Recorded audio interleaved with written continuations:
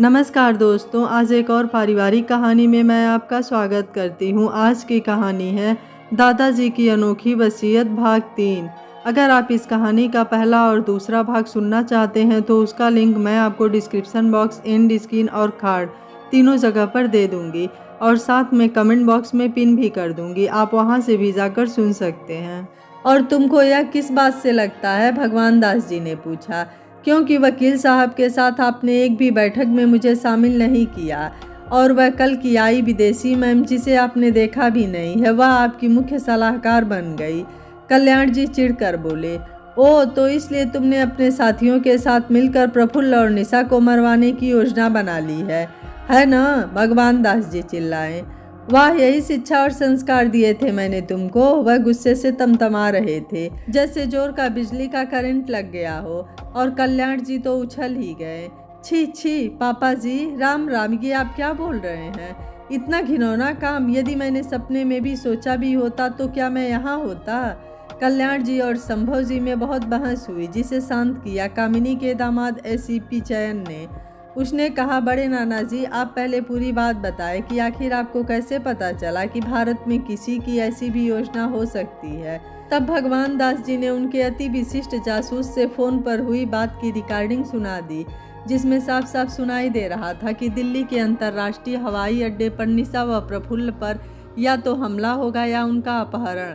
सभी के चेहरे पर चिंता की लकीरें उभर आई और चयन ने पहले अपने पापा से बात की और फिर श्री रामचंद्र गोयल जी, जो भोपाल के आईजी थे, उनको दिल्ली फ़ोन कर वहां की स्थानीय पुलिस को सूचित किया और अपने सभी प्रबुद्ध संबंधों से बात करके भगवान दास जी को आश्वस्त किया कि कल हवाई अड्डे पर ऐसा कुछ नहीं होगा।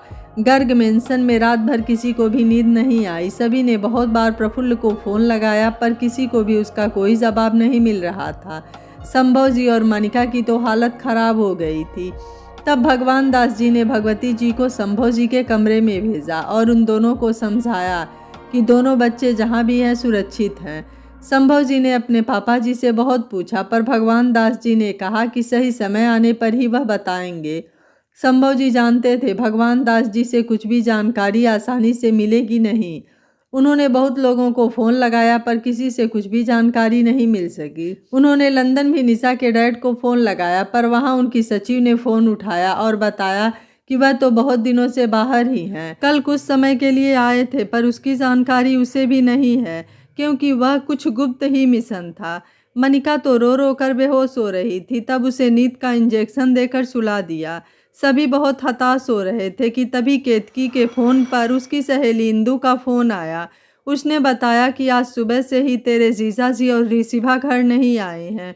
केतकी बोली, इंदू, अभी तो यहाँ सभी बहुत परेशान हैं। पापा जी और मम्मी जी जब से इंदौर से लौट कर आए हैं पता नहीं क्या चल रहा है, सब बहुत गुस्से में हैं। मैं भी अपने कमरे में ही बंद हूँ, किसी को भी बाहर जाने की इजाज़त नहीं है। मैं सुबह ही कुछ मदद कर पाऊंगी। अभी तुम पुलिस में एफआईआर करवा दो। इंदू ने भी फोन काट दिया। केतकी और इंदू बचपन की सहेलियां हैं। दोनों का विवाह भी एक साथ ही हुआ था।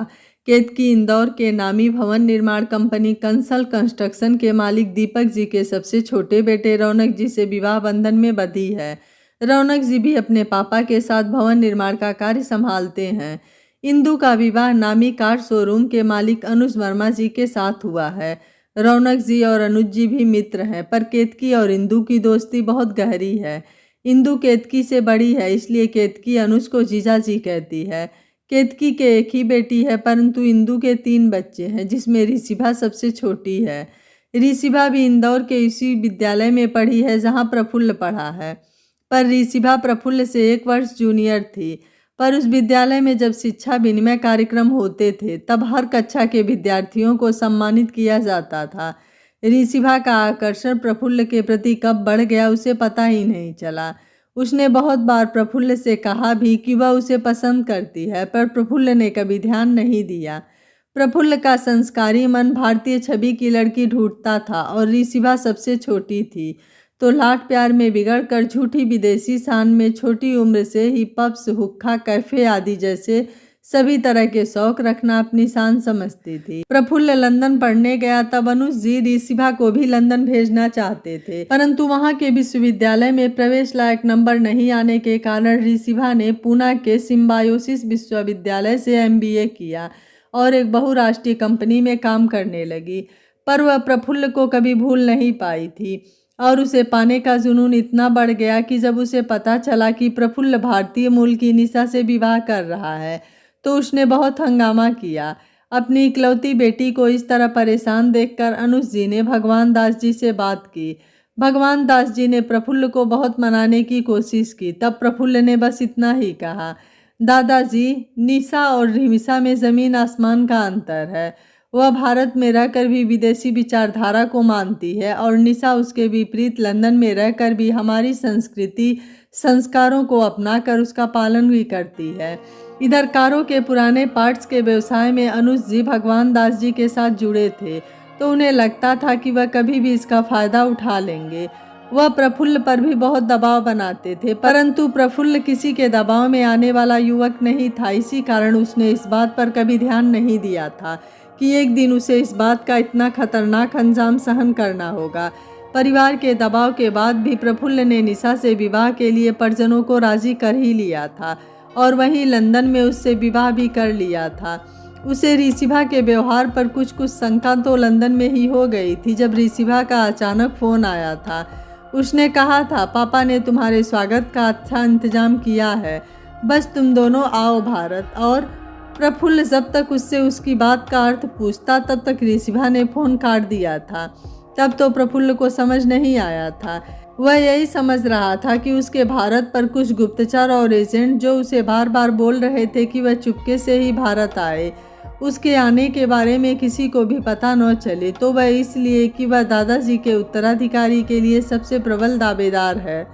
पर यहाँ तो पिता पुत्री के दिमाग में कुछ अलग ही योजना पल रही थी। ऋषिभा ने अनुज जी से कह दिया था, यदि प्रफुल्ल मेरा नहीं है तो मैं उसे निशा का भी नहीं रहने दूंगी। वह विदेश में पली बढ़ी लड़की, क्या प्रेम जाने, वहाँ तो कभी भी तलाक ले लो और बस दूसरे से संबंध रख लो। बड़ा बनता है कि उसकी दिशा में बहुत संस्कार है। संस्कार माय फुट। अनुज जी ने बहुत समझाया, बेटे, भगवान दास जी और उनके परिवार के आगे हमारी कोई हैसियत नहीं है। उनसे कोई भी दुश्मनी हमारे लिए भारी पड़ेगी। तुम जिद छोड़ दो। प्रफुल्ल आगे बढ़ गया है और तुम भी आगे बढ़ जाओ। बहुत अच्छे परिवारों से रिश्ते आ रहे हैं, तुम बस हाँ करो तो मैं बात आगे बढ़ाऊं। पर ऋषिभा अपनी जिद के आगे किसी की भी नहीं सुनती थी। इंदु ने भी उसे बहुत समझाया पर वह नहीं मानी। तब इंदु जी ने गुस्से में कह दिया, तब तू कवार की धूप सी, तब जब जलेगी तब समझेगी। पानी में रहकर मगर से बैर नहीं करते बेटा। तुम प्रफुल्ल के बारे में न सोचो तो ही हम सब के लिए अच्छा है। पर कहते ही हैं, विनाश काले विपरीत बुद्धि। जैसे ही भगवान दास जी को पता चला था प्रफुल्ल के लिए जाल बिछाया गया है, तभी अपने सभी गुप्तचरों और जानकार लोगों को उन दोनों पिता पुत्री के पीछे लगा दिया था। उनके विशेष एजेंट ने किसी काम से अनुज जी को मिलने बुलाया था। उनके साथ ही रिमिशा भी थी। वह दोनों पिता पुत्री दूसरे ही काम से महू जा रहे थे कि एजेंट का फ़ोन आया और वह दोनों ही उनसे मिलने चले गए। वहां जाकर रिमिशा को पता चला कि उसके पापा और भगवान दास जी का कुछ अवैध कारोबार है। तब उसने वहीं अपने पापा से लड़ना शुरू कर दिया था कि वह इसलिए उन लोगों से कोई बुराई नहीं लेना चाहते थे। उसने आओ देखा न ताव और एजेंट पर वहीं रखे पीतल के फूलदान को फेंक कर मारा। एजेंट भी सतर्क था। वह झुक गया और दीवार पर लगे आकस्मिक अलार्म पर लग गया। अलार्म बजने लगा और एजेंट के कार्यालय के अन्य कर्मचारी यहाँ आ गए और उन दोनों पिता पुत्री को पकड़ लिया। जब देर शाम तक दोनों घर नहीं पहुँचे तब इंदु जी को चिंता हुई और उसने महू से लेकर सारे रिश्तेदारों परिचितों को फ़ोन किया। तब कुछ पता नहीं चला। तब उसने केतकी को फ़ोन किया था और केतकी ने जो उसे बताया उससे इंदु की चिंता और बढ़ गई। इंदु ने अनुज के मुंह बोले भाई को भी दिल्ली फ़ोन लगाया, जो कि अपहरण आदि के लिए विशेष तौर पर काम करता था, परंतु उसने फ़ोन नहीं उठाया। जब भगवान दास जी हॉल में बैठक में सभी से पूछ रहे थे, उसके कुछ समय बाद ही उन्हें पता चल गया था कि किसने प्रफुल्ल और निशा को अगवा करने की योजना बनाई थी और रात में ही उन्हें दिल्ली से भी आश्वासन मिल चुका था कि सुबह हवाई अड्डे पर सारे इंतजाम हो चुके हैं। सुबह सुबह ही दादाजी ने प्रफुल्ल को फ़ोन किया। उन्होंने बताया कि अनुज वर्मा और उनकी बेटी ने अपने मुंह बोले भाई के साथ मिलकर यह योजना बनाई थी। उनके उस भाई को दिल्ली हवाई अड्डे पर पुलिस ने पकड़ लिया है। वह सब अब हमारे और पुलिस के कब्जे में है। अतः आज तुम दोनों को लेने हम आ रहे हैं। तुम और निशा बहू तैयार रहना। करीब 10 बजे तक हम आ जाएंगे। जी दादाजी, वहाँ सब ठीक है ना दादाजी? मम्मी पापा और सभी लोग? हाँ, सब ठीक है। तुम चिंता मत करो बेटा, तुम बस तैयारी करो। हम अपनी बहू का स्वागत करना चाहते हैं।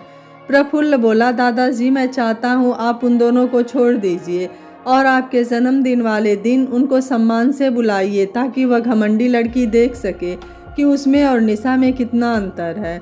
भगवान दास जी ने कहा, यह कैसे हो सकता है? अगर उन्होंने वहाँ कोई तमाशा किया तो मैं नहीं चाहता कि मेरे इतने खास दिन वहाँ कोई बाधा आए।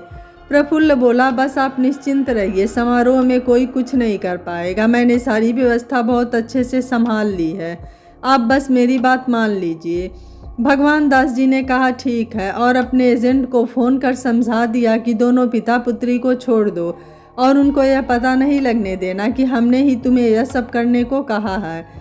साथ ही उनको नाश्ता आदि करवा कर प्यार से ही छोड़ना। आखिर हमारी लाडली बेटी की सबसे प्यारी सहेली के पति और बेटी हैं। फोन पर सभी निर्देश देने के बाद सुबह के नाश्ते पर भगवान दास जी ने सभी को बताया कि वो प्रफुल्ल को लेने जा रहे हैं, वह सभी तैयारियां करें। इतना सुनते ही मनिका के चेहरे पर बहुत से भाव एक साथ आए और चले गए, परंतु अपने ससुर जी के आदेशों की अवहेलना का साहस किसी में भी नहीं था। सब एकदम यंत्र चालित मशीन की भांति भाग दौड़ में लग गए। समो जी ने शहनाई वालों को फ़ोन किया और आने का समय बताया। इधर अंकित और रोहन छत पर हेलीकॉप्टर उतरने और वहां से उन दोनों को नीचे लाने की व्यवस्था देखने चले गए। सभी महिलाओं ने भी नई बहू के आने पर किए जाने वाले नेक चार की तैयारियां शुरू की। भगवती जी ने मनिका के स्वास्थ्य की चिंता करते हुए पूछा कि वह ठीक है ना? मनिका बोली, मम्मी जी इतनी जल्दी सारी तैयारी कैसे होगी? मेरा मतलब है कि जो भी पहले से तैयारी थी उसे इतना जल्दी व्यवस्थित कैसे करें? पता नहीं उस अंग्रेज़न को हम सब पसंद भी आएंगे या नहीं। भगवती जी बोली, अरे इतना मत घबराओ, उसे आने तो दो, पहले से ही धारणा बनाना उचित नहीं है। अभी सुबह के 7 बजे हैं, वही 11 बजे आएंगे। तब तक हम इतने सारे लोग मिलकर सारी तैयारी नहीं कर पाएंगे क्या? चलो जल्दी जल्दी सब काम पर लग जाओ और हाँ, सब अच्छे से तैयार होना। अपनी मम्मी और सास की बात का असर समझने की कोशिश में सब एक दूसरे का मुंह देखने लगी तो भगवती देवी जी हंस दी। अरे मैंने ऐसा क्या कह दिया जो तुम सब मुझे ऐसे देख रही हो? सभी एक साथ बोली, हमें ऐसा क्यों लग रहा है कि आप हमसे कुछ छिपा रही हैं? भगवती देवी जी ने बात बदलते हुए कहा, सब नाश्ता करो और अपने काम पर लग जाओ। गर्ग मेंशन में हर तरफ अफरा तफरी मची हुई थी। गर्मियों की तो सुबह भी गर्म ही होती है, पर आज तो मौसम कुछ ज़्यादा ही मेहरबान है। आज बहुत गर्मी है, चारों ओर कूलर लगे हुए हैं, फिर भी हवा में ठंडक नहीं है। भगवान दास जी ने अचानक से प्रफुल्ल और निशा को लेकर आने की बात तो कह दी, पर हैं कहाँ वह दोनों? यह तो किसी की हिम्मत ही नहीं हुई पूछने की। और भगवती देवी जी का रहस्यमयी व्यवहार भी किसी को समझ नहीं आ रहा था। अंकित और रोहन छत पर क्यों गए यह भी नहीं पता चल रहा था। छत पर तो हेलीपैड है ही नहीं। कुछ ही देर में संगीता भी आ गई। आखिर उनको तो विशेष उत्सुकता थी, उन्हें भी तो भीड़ में तमाशा देखना था। उनके साथ उनकी दोनों बेटियां 17 और 15 वर्ष की अनुजा और कृतिका भी आ गई थी। दोनों बच्चियों ने अपनी बड़ी दादी और बाकी सबके पैर छुए, वह भी सभी के साथ उत्साह से लग गईं। उधर जब प्रफुल्ल को पता चला कि दादाजी 10 बजे तक उन दोनों को लेने आ रहे हैं तो वह जल्दी ही बाहर आया। पूजा घर में देखा पर निशा वहाँ नहीं थी। तब वह उसे ढूंढने निकला ही था कि उसे उसकी आवाज़ रसोई घर से आती सुनाई दी। वह रसोई घर पहुंचा तो देखा निशा के हाथ आटे में हो रहे हैं और वह बड़ी ही कुशलता से आटा लगा रही है। प्रफुल्ल ने उससे पूछा, ये आटा गूंथना कब सीख लिया तुमने? वह बोली, अभी अभी। और उसने मासूमियत से प्रफुल्ल को देखा। वह ऐसे खुश हो रही थी जैसे किसी बच्चे को उसका प्रिय खिलौना मिल गया हो। प्रफुल्ल ने पूछा, तुमको क्या ज़रूरत है यह सब करने की? तुम छोड़ दो, यह सावित्री दीदी कर लेंगी। अरे भैया, मैंने तो मना किया था पर बहू रानी मान ही नहीं रही थी। बोल रही थी कि हम आपको ना बताएं, आपके लिए पराठे भी यही बनाएंगी। सावित्री ने डरते हुए बोला, अरे दीदी, मैं नहीं खाऊंगा पराठे। मैं पराठे कब खाता हूँ निशु, तुम भी क्यों बच्चों जैसी लगी हुई हो। चलो, मैंने ब्यूटिशियन को बुला लिया है, तुम तैयार हो जाओ, दादाजी आने वाले हैं लेने, और तुम हो कि यहाँ इन सब कामों में लगी हुई हो। वह निशा की कमर में हाथ डालकर उसे बाहर ले गया। निशा बोली, प्रफुल्ल, मैं बहुत जल्दी तैयार हो जाऊंगी, तुम मुझे सीखने दो यहाँ का खाना बनाना। नहीं, बिल्कुल नहीं जान, तुम जल्दी से तैयारी करो, तब तक मैं तुम्हारा सारा सामान बाहर रखवाता हूँ। पहले तुम भी स्नान करके मंदिर में ढोक लगा लो, फिर सारे काम करना, निशा प्यार से डांटते हुए बोली। प्रफुल्ल बोला, तुम्हें यह सब मुझे बताने की ज़रूरत कब से पड़ गई, मैं कब से ही स्नान करके अपनी पूजा कर चुका हूँ। भैया आप लोग बैठिए, मैं नाश्ता लगा देती हूँ, सावित्री दीदी बोली। वह दोनों मेज पर बैठे और सावित्री दीदी ने ग्रिल्ड चीज सैंडविच, तरबूज का जूस, ओट्स, चीले मिश्रित सब्जियों के साथ और कुछ भारतीय व्यंजन जैसे आलू के पराठे, खमर, ढोकला आदि रखे। निशा ने जैसे ही आलू के पराठे लेना चाहा, प्रफुल्ल ने रोक दिया। तुमको यह नहीं खाना है, तकलीफ हो जाएगी। अभी तुम्हारा शरीर भारतीय वातावरण के साथ समायोजित नहीं हुआ है, यहाँ कितनी गर्मी है, जरा से तबीयत खराब हो जाएगी। निशा ने फिर एक टुकड़ा खमर का ले लिया और सैंडविच और तरबूज का जूस ले लिया। दोनों ने नाश्ता किया। ठीक है, तुम्हारी आज की ड्रेस निकाल दूं क्या, नाश्ते की मेज से उठते हुए निशा ने पूछा। हाँ, तुम रख दो और तुम तैयार हो जाओ, मुझे देर नहीं लगेगी, प्रफुल्ल बोला। तभी माया दीदी अंदर आई और बोली, बहू जी, वो आपको तैयार करने वाली मैडम जी आ गई हैं। ठीक है, आप उनको अंदर ड्रेसिंग रूम में भेज दीजिए, प्रफुल्ल ने बोला और निशा को साइड हक देकर भेज दिया और वह अन्य नौकरों से सामान बाहर रखवाने लगा। निशा ने आज के लिए हल्की नारंगी और रामा हरे रंग का, जिस पर सच्चे सोने की जरी के धागे से कढ़ाई की हुई थी, पर वजन में बहुत ही हल्का लहंगा पहना था और रामा हरे रंग की चोली और चुन्नी पहनी। पन्ने और मूंगे के काम में जड़ाऊ जेवर और हाथ भरकर चूड़ियाँ, जिनमें बीच बीच में पन्ने और मूंगे की ही जड़ाऊ कड़े लगे हुए थे। उसके नाजुक अंगों के अनुसार ही सभी जेवर भी वजन में नाजुक ही थे। आज उसने मांग टीके के साथ नथ भी पहनी थी। उसको तैयार होने में 1 घंटा लग गया था। बहुत ही हल्के मेकअप के बाद तो उसकी गुलाबी काया और भी चमक रही थी। आज तो उसने हल्का सा घूंघट भी लिया था। जब वह तैयार होकर बाहर बैठक में आई तो हवेली की सारी दीदियां उसकी नज़र उतारने लगी। प्रफुल्ल भी तैयार होने चला गया। उसने भी निशा के लहंगे से मिलता हुआ शेरवानी और चूड़ीदार पहना था। साथ ही आज गले में एक भारी सा हार और सर पर राजस्थानी पगड़ी पहनी थी। उसके सांवले रंग पर हल्का नारंगी और हरा रंग बहुत ही फब रहा था। करीब 10:30 बजे आसमान में हेलीकॉप्टर की आवाज़ गूंजने लगी। साथ ही 3 XUV आकर हवेली के द्वार पर रुक गई। भगवान दास जी अपने बॉडीगार्ड्स के साथ अंदर आए। सभी ने उन्हें खड़ी खंबा हुकुम कहा और उनके स्वागत में लग गए। बहुत तरह के सूखे मेवे और नमकीन के साथ चाय भी लगवाई गई, परंतु भगवान दास जी ने कहा वह कुछ नहीं खाएंगे। अगर बहू और प्रफुल्ल तैयार हो गए हों तो वह सब जल्दी ही निकल जाएं। माया दीदी ने बताया, सभी तैयार हैं हुकुम। निशा और प्रफुल्ल ने एक साथ ही बड़ी बैठक में प्रवेश किया और दादाजी को ढोक देकर आशीर्वाद लिया। सभी सामान गाड़ियों में रखवा दिया गया। सभी बॉडीगार्ड बंदूक लेकर सामान के साथ बैठ गए। भगवान दास जी के साथ ही गाड़ियाँ निकल गई और आधे घंटे बाद हेलीकॉप्टर में दोनों बैठे और हेलीकॉप्टर ने उड़ान भर ली। उधर गर्ग मेंशन में मनिका को चिंता हो रही थी कि निशा किस तरह आएगी। उसको लग रहा था वह पश्चिमी पोशाक में ही आएगी।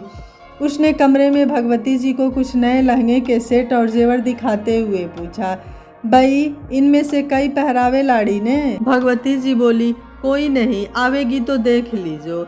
आज आएगी तो मैं क्या कर सकूंगी माँ, मनिका ने कहा। तो भगवती जी ने कहा, तन्ने प्रफुल्ल ते भरोसा नहीं क्या? जब उसने शादी की है तो तन्ने चिंता को नहीं करनी। इतना कहकर वह बाहर आ गई। चौपर में बैठी निशा का मन अंदर से घबरा रहा था, पर ऊपर से वह खुश रहने की कोशिश कर ही रही थी। उसने प्रफुल्ल के कंधे पर अपना सर रख दिया और आंखें बंद कर ली। प्रफुल्ल ने उसका चेहरा ऊपर उठाकर पूछा, क्या हुआ डार्लिंग, कुछ टेंशन है क्या? निशा बस ऐसे ही बैठी रही तो प्रफुल्ल बोला, अरे यार रोना वोना नहीं, मुझे ऐसी इमोशनल निशा कभी अच्छी नहीं लगती, और देखो रोने से मेकअप खराब हो जाएगा। निशा हंस दी और बोली, नहीं होगा, इम्पोर्टेड है। हेलीकॉप्टर ने गर्ग मेंशन के ऊपर एक चक्कर लगाया और पायलट ने धीरे से हेलीपैड पर उतार लिया। सबसे पहले प्रफुल्ल उतरा। जैसे ही वह उतरा, आसमान में रंगीन गुब्बारों का बहुत बड़ा समूह हवा में उड़ाया गया। उसने निशा को हाथ दिया और निशा को उतरने के लिए कहा। निशा एक पल को ठिठक गई, पर जल्दी ही संभली और उसने अपना हाथ प्रफुल्ल को दिया और सीधा पैर बाहर रखकर उतर गई। जैसे ही वो उतरी कि बाहर से शहनाइयों की धुन शुरू हो गई और छत से फूलों की बारिश होने लगी और सभी महिलाएं एकटक बिना पलके झपकाए वह दृश्य देख रही थीं। निशा के रूप, सौंदर्य और पहनावे के तरीके को देखकर सभी ठगी सी खड़ी थीं, सिवाय भगवती जी के। निशा ने भी जब दादी को देखा तो वह सामान्य हो गई। वह उतरकर सीधे दादी जी के पैर छूने झुकी। दादी जी बोली, बेटा पहले आरती तो उतारने दे। चलो प्रफुल्ल, लाडी के साथ खड़े हो जाओ। इधर भगवती जी दोनों की आरती उतार रही थी और उधर महिलाओं के समूह में भारी हलचल मची हुई थी। राधिका मनिका से बोली, छोटी होश में आजा, छोरे ने गलत नहीं कहा था, क्या शिव पार्वती की जोड़ी है? मनिका बोली, हाँ दीदी आप सच बोल रही हैं। और आगे बढ़कर आरती की थाली भगवती जी से लेकर दोनों की आरती उतारी। फिर बारी बारी से सभी ने स्वागत किया। भगवान दास जी भी आ चुके थे तो उन्होंने सभी से कहा, जल्दी करो, उन दोनों को बैठाओ ठीक से, कितनी गर्मी है यहाँ, अंदर एसी में ले जाओ। फिर बागी के नेक करती रहना आप सभी। अरे अभी थापे लगवाने हैं, अब विवाह तो यहाँ हुआ नहीं तो क्या अपने अरमान भी न पूरे करूँ? इस पीढ़ी की आखिरी शादी थी है तो, भगवती देवी बोली। बच्चियाँ हल्दी की परात ले आईं और दादी जी ने निशा को बताया कैसे थापे लगाने हैं। निशा ने वैसा ही किया और सभी अंदर आ गए। अंदर हाल में सभी निशा और प्रफुल्ल को घेर कर बैठ गईं और कोई उसको छू कर देख रहा था तो कोई बात करने की कोशिश कर रहा था। इतने में भगवती जी ने निशा का सभी से परिचय करवाते हुए सभी के पैर छुआए। निशा बिना किसी झिझक के साथ, पूरे आत्मविश्वास के साथ सारे निर्देशों का पालन करती रही। अंकिता और रीना ने निशा को बताया कि वह उसकी जेठानियाँ हैं। अपनी ही उम्र की अपनी जेठानियों को देखकर वह सहज हो गई। इतने में इति और मिति दौड़ कर आई और निशा के दोनों गालों को चूमते हुए बोली, aunty you are so beautiful. Nisha ने भी उन दोनों के गाल पर चुम्बन देते हुए पूछा, सच में? पर मुझे तो आप दोनों बहुत सुंदर लग रही हो, आपने तो ड्रेस भी बहुत सुंदर पहनी है, बिल्कुल एक सी। निशा को हिंदी में बात करते देख एक बार फिर सभी चौंक गए और फिर तो सबने उससे एक के बाद एक जाने कितने सवाल पूछ ही डाले और निशा ने भी सभी का बड़े आराम से जवाब दिया।